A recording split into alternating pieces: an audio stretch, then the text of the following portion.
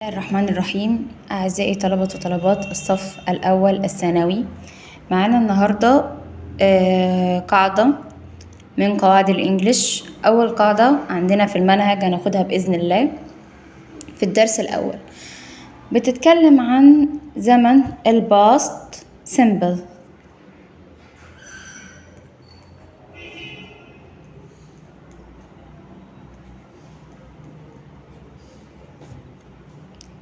زمن الماضي البسيط. طيب، ناس كتير بتخاف من الزمن ده وبتتلخبط فيه مع انه سهل جدا جدا جدا. اول حاجة لازم نعرفها في اي زمن عندنا في الانجليش وهو تكوينه. رقم 1، تكوين بيتكون من حاجتين اتنين بس، السبجكت اللي هو الفاعل بلس التصريف التاني.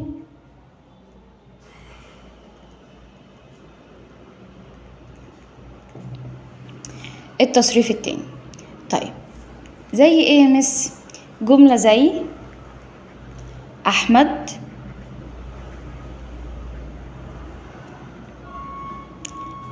visited. ده visited التصريف التاني لvisit. طيب visited قلنا التصريف التاني لvisit. طيب visited مين؟ his friends.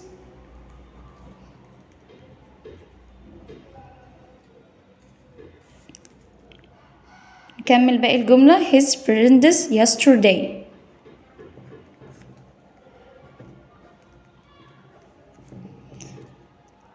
تمام. طيب، وبعدين دي أول حاجة نعرفها في الزمن تكوينه، السبجكت زي ما قلنا والتصريف التاني. طيب، تاني حاجة نعرفها في الزمن ده النفي. يعني لما اجي استخدم الزمن ده في اني اقول لا الكلام ده ما حصلش، بنستعين بمساعد. مين المساعد اللي عندنا؟ اللي هو دو بس عشان احنا بنتكلم في الماضي فمش هينفع نقول دو وداز دول ايه في المضارع. طيب، كلنا عارفين ان الماضي بتاعهم هو did. طيب، بيبقى التكوين عندي ازاي في النفي؟ بيبقى السبجكت برضو بلس did زي ما احنا قلنا، تستخدم مع المفرد ومع الجمع عادي جدا، بس did هنا بننفيها. did كده بس عادي، دي حاجة في الماضي حصلت في الماضي بس احنا بننفي، يبقى عايزين نحط ايه؟ not، بنختصرها ان تي وتبقى didn't plus infinitive يعني الفعل في مصدر. طيب، ايه الاختلاف ده يا مس؟ او ليه شكل الجملة كده اهو اتغير؟ اولا احنا جبنا دو او داز في الماضي، تمام، ونفيناها، تمام. طيب، ليه يا مس جبنا الانفينيتيف؟ مش احنا في الماضي؟ مش المفروض كنا جبنا بردك التصريف التاني زي كده اهو؟ قالك لا. ليه؟ اول ما بتدخل ديد في الجملة او دو او داز افعال المساعدة دي، اول ما بتدخل الفيرب تو دو ده بيعمل ايه؟ بيرجع للفعل في المصدر. يعني هنا هقول فيزيتد؟ لا، هقول فيزيت. طيب، نشوفها يا مس، نشوفها. يبقى الجملة اللي احنا كتبناها من شوية لما هنيجي ننفيها هنقول أحمد didn't visit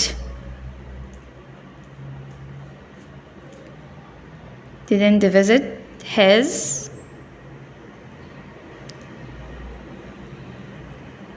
friends yesterday.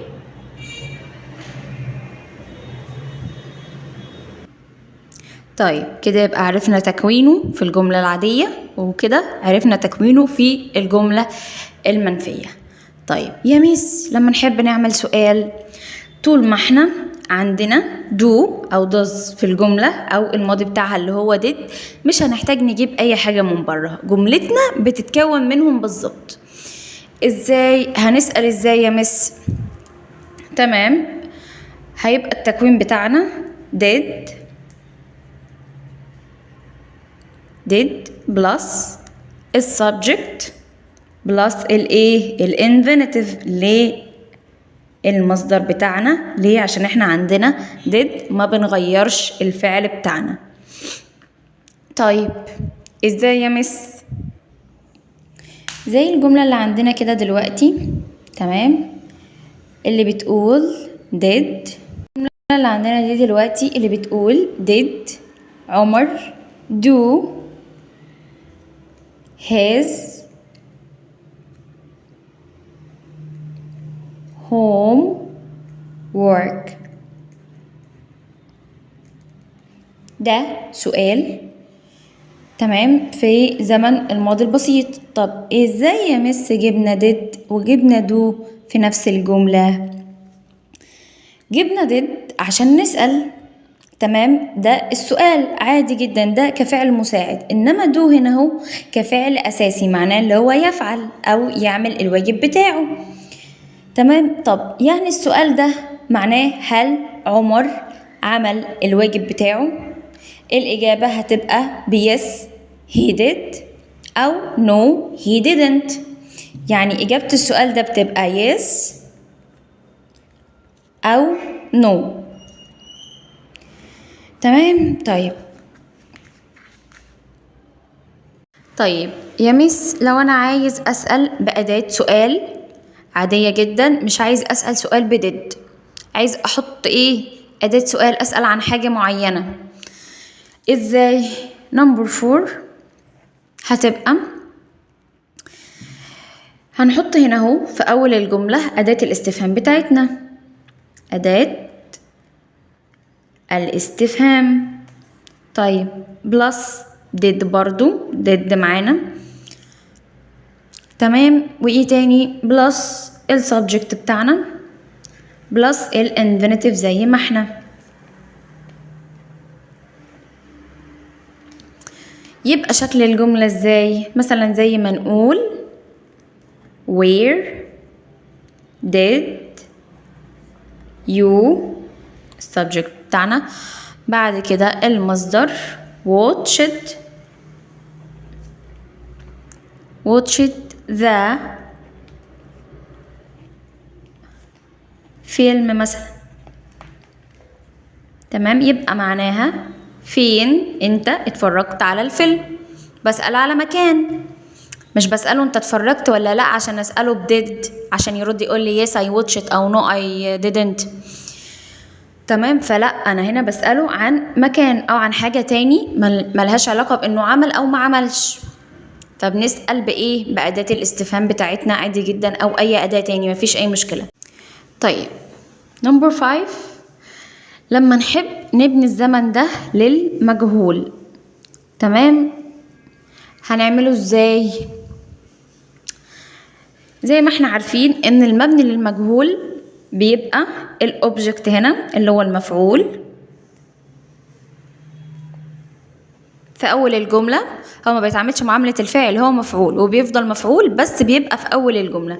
زي ما احنا عارفين ان هو ايه، المفعول كان بيجي في اخر الجملة يبقى فاعل مفعول، بس في المبني للمجهول بيجي في الحالة دي بس هو اول الجملة.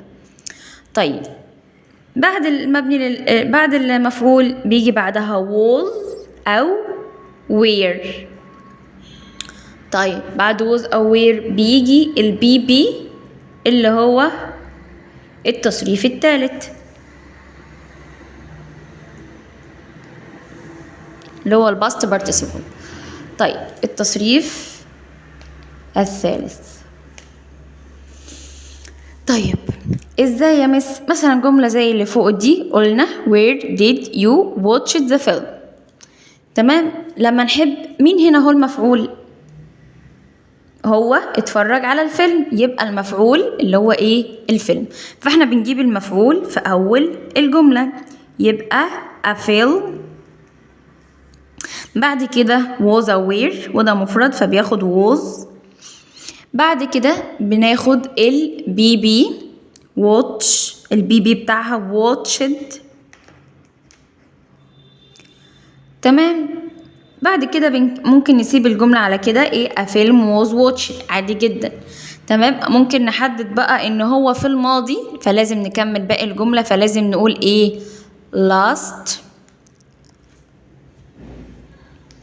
last night. تمام. طيب ممكن نكمل باقي الجملة ونحط by them يعني بواسطتهم. يعني معنى الجملة دي الفيلم اتشاهد أو اتفرجنا عليه الليلة الماضية، تمام، بواسطتهم يعني هم اتفرجوا عليه. تمام. بس by them دي في المبني للمجهول احنا ما بنحطهاش.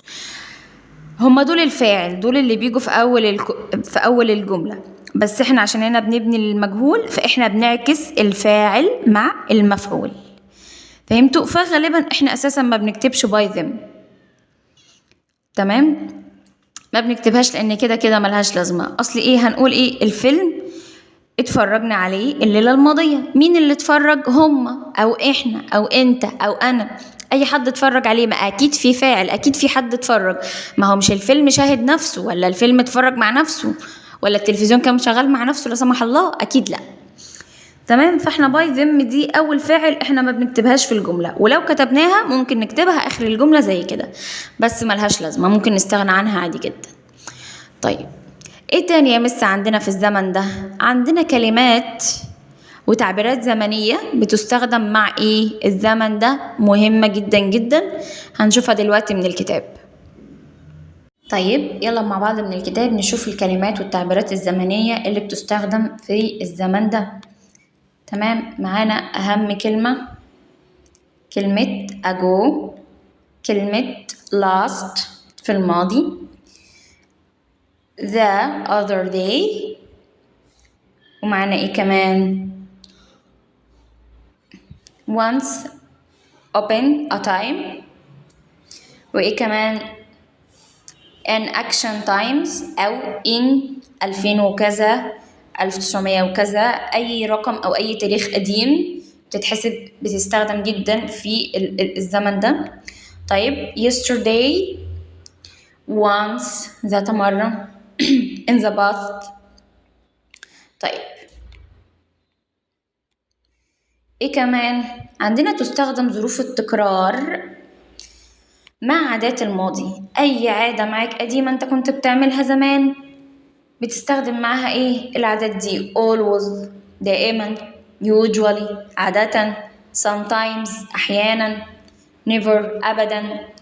زي مثلا لما نقول سما always got up early when she was a student، لما كانت طالبة. سما عادة أو دائما بتصحى بدري، تمام، لما كانت ايه طالبة. طيب ندخل مع بعض على التدريبات البسيطة دي نحلها سوا.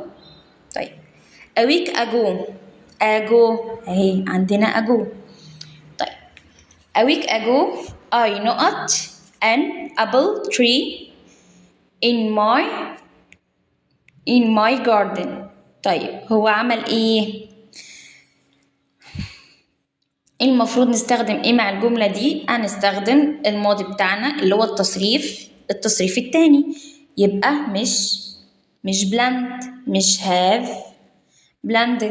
blended لوحدها كده اهو بالاي دي او تنفع هي دي. طيب a week ago تاني an apple tree نقط in my garden اهو، ده مبني ايه؟ مبني للمجهول.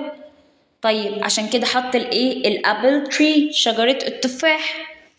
عايز يقول هنا ان شجرة التفاح اتزرعت في الحديقة بتاعتي او المزرعة بتاعتي. طيب قلنا ان المبني للمجهول بنحط المفعول اللي هو الابل تري، بعد كده was او were. طب شجرة الابل دي مفرد ولا جمع؟ مفرد، يبقى هناخد بعدها already was. طيب السؤال اللي بعده they not their animals yesterday. طيب didn't feed ولا haven't feed ولا don't feed ولا hadn't feed. hadn't دي و haven't دي مش تبعنا، ده مش الزمن بتاعنا أصلا. تمام، يبقى إيه؟ didn't feed أو don't feed. طيب، وبما إن ده ماضي بيقولك yesterday، فاحنا هنستخدم didn't feed، يبقى رقم 3 هتبقى إيه؟ طيب، their animals نقط yesterday مبني للمجهول، الحيوانات ما كلتش امبارح. طيب، ما كلتش امبارح دي زي ما قلنا ان احنا بنجيب المفعول اللي هو الانيمالز ونحطها اول الجمله، بعد كده was aware، وبعد كده ايه بنكمل باقي الجمله. طيب، هتبقى الحيوانات جمع، هتبقى weren't هنا منفيه عشان هو بيتكلم في جمله منفيه، بيقولك ان هم ما اطعموهمش. تمام، فهتبقى weren't fed. طيب، السؤال الخامس، أحمد read an interesting story. أحمد قرأ قصة ممتعة. طيب، عايزين إيه؟ حاجة في الماضي، يبقى مش every day ومش now، حاجة في الماضي يا ago يا other day زي ما احنا لسه واخدينهم فوق. طيب يا مس، طب ناخد إيه بقى؟ نستخدم إيه في دي؟ في الحالة دي مش هينفع إن احنا نستخدم ago. حد يقول لي ليه؟ عشان ago معناها منذ. طيب، منذ دي يعني هيجي بعدها تكملة في الجملة، يعني هيقول لك منذ مثلا منذ سنة، منذ شهر، أراها من شهر، أراها من سنة، أراها من أسبوع. تمام، بس هنا هو ما كملش باقي الجملة. تمام، هتبقى إيه؟ يبقى ناخد other day. طيب، في نوتس كده هو مهمة هنا. نلاحظ استخدام was aware في الماضي البسيط. تمام، لما نحب نعمل جملة مثبتة وجملة منفية والسؤال بهل وأداة استفهام، بتبقى ازاي؟ جملة مثبتة عادية جدا، he was at school yesterday، هو كان في المدرسة امبارح. تمام، أو he wasn't at school yesterday، هو ما كانش في المدرسة امبارح. طيب، لما نحب نسأل was و were زي do وزي did بالظبط في السؤال، لما بنحب نستخدمهم بنطلعهم ايه؟ بنطلعهم اول الجملة عادي جدا، وبيبقى سؤال بهل زي ما احنا قلنا من شوية، وهتبقى الإجابة عليه ب yes or no. طيب، هيبقى was he at school yesterday، هو كان في المدرسة امبارح. طب لما نحب نسأل عن مش عن انه عمل الحاجة دي او ما عملهاش، بس عايزين نسأل ايه عن حاجة تاني، فهنحط أداة استفهام من بره، فهنقول ايه؟ where was he yesterday، هو كان فين امبارح؟ فهنقول he was at school. ماشي، فاحنا هنا هنحدد مكان، مش هنجاوب بيس او نو. هو هنا احنا بنرد على كلمة where اللي هي معناها أين. تمام. طيب، ايه تاني عندنا؟ had بنستخدمها في الماضي البسيط في الإثبات وفي النفي والسؤال بهل وإيه وأداة الاستفهام. طب إزاي؟ she had lunch at 2 o'clock، هي اتغدت سوري، تمام، الساعة 2. هنا في الجملة التانية بيقول لك إيه؟ she didn't have lunch at 2 o'clock، بين قوسين كده كاتب لك not hadn't. احنا هنا جبنا الفعل المساعد، جبنا did دخلناه في الجملة ونفيناه. تمام، ورجعنا الهاد لهاف، رجعنا الفعل في المصدر زي ما هو. طيب ليه كده يا مس؟ لأن في الماضي البسيط احنا استخدامنا كله مع do مع didn't. تمام، did أو النفي بتاعها اللي هي didn't. طيب، الهاد والهادنت والهاف والهافنت والحاجات دي كلها ليها استخدامات تاني في زمن تاني، عشان ايه؟ ما نلخبطش. يبقى ماضي بسيط ما بنستخدمش معاه غير دو اللي هو ايه في الماضي بتاعه اللي هو did فقط لا غير. تمام. طيب، الجملة اللي بعدها نفس الموضوع. did she have lunch at 2 o'clock؟ not ايه؟ had هي، ما حطش الهاد وخلاها هي رأس السؤال. ليه؟ لأن احنا بنسأل بديد مش بنسأل بهاد دلوقتي. هاد ليها سؤال تاني في زمن تاني. طيب بعد كده السؤال الأخير اللي هو بعلامة الاستفهام when did he have lunch. when متى، بيسأل عن time. تمام، مش هنقول ايه when had. طيب نحل الميني تيست اللي تحت ده، يلا مع بعض. حسن نقط at school yesterday. حسن ايه؟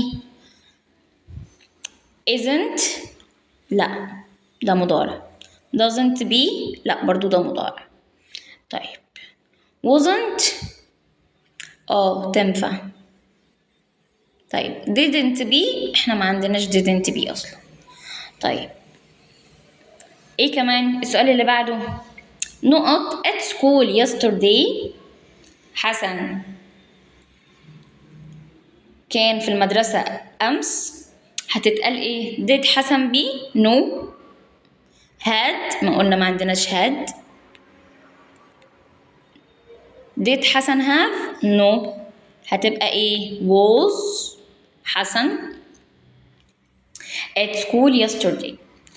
طيب بعدين where نقط yesterday. حسن كان فين امبارح. هتتقال ازاي؟ هتتقال، مش هنقول طبعا didn't حسن بي، تمام، ولا هنقول does، مش عندنا. وحسن مش where، مش جمع، هتبقى ايه؟ was على طول. ليه؟ لانه مفرد. طيب I نقط lunch at home yesterday. haven't no. hadn't no برضو. طيب didn't have أكيد no. هيبقى الإجابة اللي هي إيه؟ didn't have. طيب آخر سؤال lunch نقط at home. lunch at home yesterday. طيب هتبقى had you no. تبقى did you have yes. ده سؤال بدid. وطبعا ايه باقي الاختيارات لو بصينا فيها هنلاقيها اصلا ما تنفعش. طيب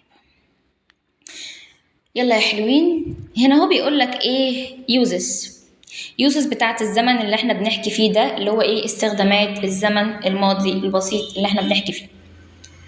طيب بيستخدم في ايه زمن الماضي الجميل ده؟ عن تعبير عن حدث بدأ وانتهى في الماضي، ماشي، عادة مع تعبير زمني ماضي. يعني لازم يكون في تعبير زمني ماضي زي ما احنا قلنا من الكلمات الدالة على زمن الماضي. I visited my grandmom last Friday. أنا زرت جدتي الجمعة اللي فاتت. طيب my father built this house 10 years ago. من 10 سنين. 10 years ago. جاب كلمة ago عشان حدد لنا تاريخ أو زمن، وزمن بيجي بعدها إيه على طول؟ ago. طيب وجاب فوق كلمة last اللي هو للتعبير عن إيه؟ عن الماضي. طيب إيه كمان؟ سرد مواقف أو قصص. يعني لما تحب تقول لصاحبك ده أنا امبارح رحت المدرسة وجيت من المدرسة عملت الهوم وورك، بعد كده رحت البلاي ستيشن، بعد كده رحت عملت مش عارف ايه، كل الحاجات دي. وانك بتحكي لحد قصة او بتحكي له حاجة فانت بتستخدم زمن ايه؟ الماضي ده. طيب في الحالة الثالثة بيستخدم بعد if في الحالة الشرطية التانية اللي هو ايه؟ If I studied hard I would pass this exam. معناه ايه؟ دي بتيجي في صيغة الندم شوية. بيقول لك لو انا كنت ذاكرت كويس كنت عديت الامتحان، بس انا ما ذاكرتش كويس يبقى انا اللي استاهل. طيب عادات الماضي past habits. دي من ضمن استخدامات الزمن ده. يمكن استخدام الصيغة التالية للتعبير عن عادة في الماضي التي لم تعد موجودة في الحاضر. يعني انت لو عايز تقول انا كنت بعمل كذا بس ياه بطلت خلاص، ما بقتش بعمل الحاجة دي دلوقتي، هتقولها ازاي؟ هتقول السبجكت، بعد كده used to اعتدت أن، بعد used to بيجي الفعل في المصدر. زي ايه؟ I used to swim in the sea. أنا اعتدت إن أنا أعوم فين؟ في البحر. طيب she didn't used to wear glasses. هي مش متعودة أو هي ما اعتدتش إنها تلبس نظارة. طيب إيه كمان ممكن نقولها بصيغة تاني؟ it was إنه كان، someone صفة ملكية.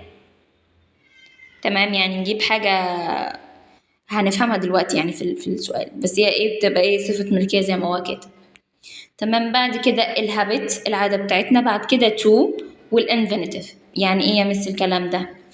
it was his habit كان من عادته، his دي هي صفة الملكية. ممكن نقول ايه؟ it was my habit كانت عادتي ان انا زمان كنت بعمل كذا، او it was your habit من عادتك ان انت كنت بتعمل كذا.